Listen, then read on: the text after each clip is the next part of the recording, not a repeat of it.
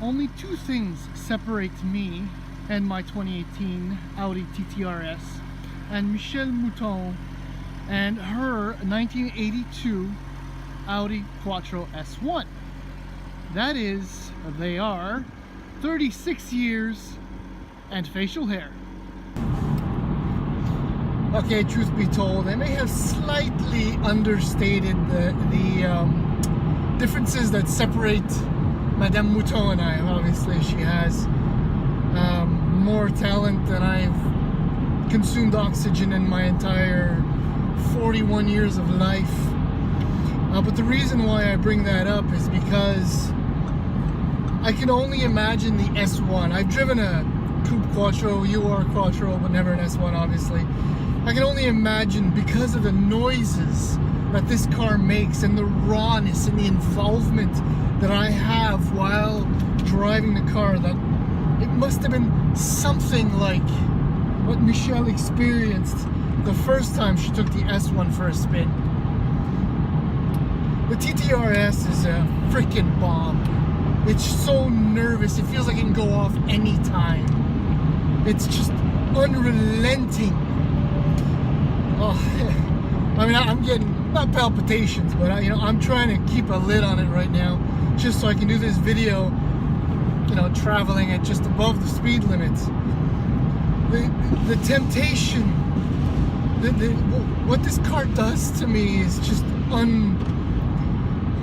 it's just wrong. It's just wrong, right? So, like the S1, this has a 5-cylinder turbo. The displacement is different. This one is a 2.5 turbocharged, obviously.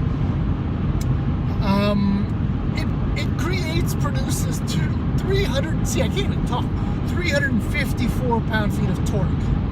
Okay, from 1700 RPM all the way to 5,850 RPM. At 5,850 RPM, 400 horsepower. Bang! All the way to 7,000 RPM. I'm in comfort from the drive select mode. Transmission is in drive, aka normal, and Jesus Christ. Holy Jesus! Wow. Okay, so from a standstill with the Quattro's all-wheel drive system, the power of the 7-speed S-tronic, this thing will hit 100 kilometers an hour in 3.7 seconds. I'll play with the drive select, right? So it's comfort. Auto is pretty brilliant. It figures out what you're doing and sorts out what needs to be sorted out in order to maximize the efficiency of everything, right? And then there's dynamic, which is balls out, nuts. See, the engine noise just changed its tune a little bit. And then there's individual, which is clearly my favorite. You can set the engine and transmission in dynamic or comfort, the steering, the Quattro all-wheel drive, and then the engine sound. I'm having a hard time talking because this car is just driving me totally nuts. If you choose to do so, which I severely encourage, you can control the S-tronic with the paddle shifters, which, I mean, it's an event unto itself. Yeah, 3 pedals would be nice, but nobody's fast enough. Not even Michelle Mouton in that S1 is as quick and on the ball as this S-tronic is. This particular TT RS has a few choice options, one of which is a sport suspension, which is a fixed setup, right? It's tuned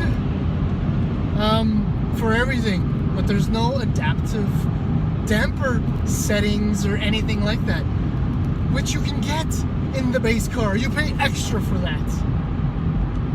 I'm gonna slow down, downshift, and clap. I would pay the extra money, because as much as you think the ride would be terrible, it's actually surprisingly good. even on these terrible roads. The quattro, the dampers, the steering, there's actually feedback, and this car has 19-inch wheels with winter tires on, instead of the 20-inch wheels with the, you know, crazy summer tires. And this car is fast, it handles, it's electric, it's electrifying. It's just so on all the time. Even if I go back to comfort, put this back, the transmission back in drive, and okay, so it's reasonably civilized, and you put the hammer down, which I can't because of the traffic. But yeah, I'm gonna go find a deserted country road and thoroughly enjoy myself and what this car can do. OMG. This is a TT RS, and there are many telltale signs, such as, oh, I don't know, that the massive air intakes is very sexy splitter at the bottom. Let's do a little walk around. Oh, what's that? RS calipers on ceramic brakes. Those are optional, by the way. Speaking of which, optional, this car in the build has the 20-inch rotor design wheels, which are absolutely stunning. But because it's winter, and in Quebec you need winter tires, it has the 19-inch wheels, which actually really, really work well. Oh, something else that tells you this is an RS. That lovely spoiler, massive tailpipes, more badging. Yeah, this car on the TT is a beautiful, beautiful automobile, but as a TT RS, I think it takes it up one notch. Oh yes, mandatory shot. Let's see, now if you were to use this car on a daily basis, it could actually be done. That's 305 liters worth of trunk space, which is a fair amount. You could potentially stick a couple of golf bags in there, but then if you did that, you'd have to sacrifice seating for a couple of pals, but I don't think they'd be too upset with you. Speaking of seating, there's another sign this is an RS. Oh yeah. This is a snug cabin. That's pretty, eh? This is a very snug cabin, but when you roll into the car, you immediately feel like you're at home. Digital dash, digital cockpit, absolutely beautiful. Actually, everything runs through here. You can change the views and the menus. 2 different views, you just saw them. What I love, HVAC controls right in the center of the vents. How clean is this center console and tunnel? Absolutely amazing. That little button there, the one on that one right there, yeah, you turn that off and you have guaranteed good times.